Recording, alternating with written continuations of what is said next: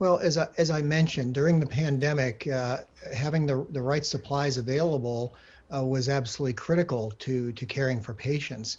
A team was formed that was called MASC, M-A-S-C, which stood for Manufacturing and Sterilization during COVID.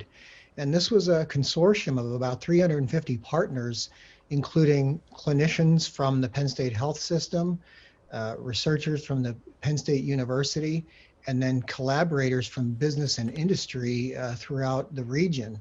And the whole goal of this was to put systems in place to utilize the resources of our university to make sure that we had provisions in place if in case we could not get them through traditional means. So we had systems in place for ventilator parts, for masks, for gowns, for swabs, a gamut of supplies that were critical to providing needed care during these times.